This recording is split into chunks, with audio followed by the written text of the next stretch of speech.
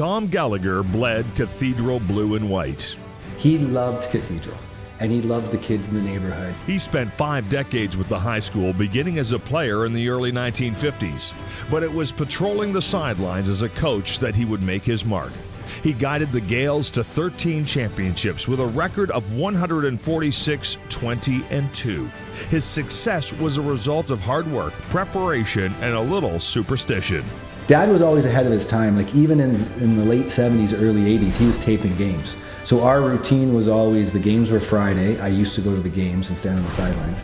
And then Saturday morning we would get up and he'd watch the film and I would chart the plays. There are great stories that, players will tell you that in practice on Thursday night, he would say to them, when they line up like this, you stand right there and they're gonna throw the ball. Or you stand there and the guy's gonna run right at you.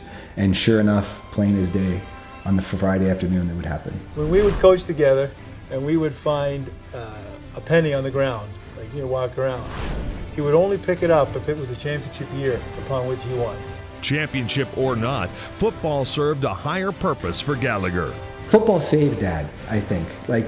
Being from the inner city, going to Cathedral, he was the first one in his family to, finish high school and go to university. So I think that left a lasting impact on him. That he knew that the kids from his neighborhood, if he could get them hooked on football and have them have a goal, it would not only help them finish high school, it would help them be better people. And then it would open up doors for them, like it did for him, that may never have been opened before.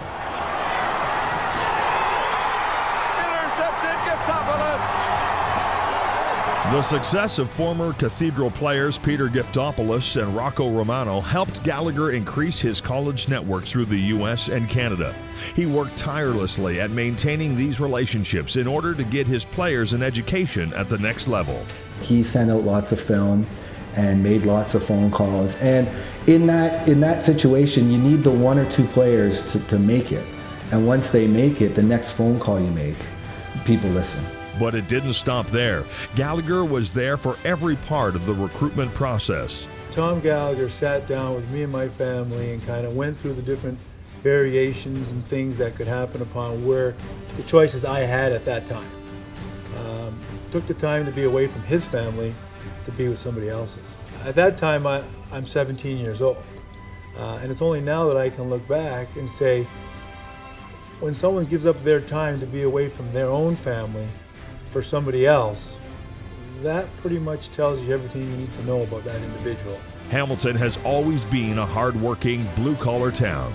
The neighborhood surrounding Cathedral was no different. Those characteristics were directly reflected in Gallagher's tough, intimidating teams, and he loved it.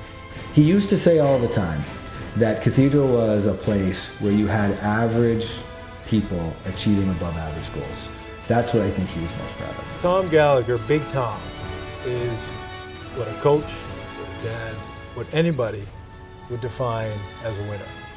And to be inducted into the Hall is absolutely fantastic and an honor that is well deserved. The Hamilton Sports Hall of Fame welcomes Tom Gallagher.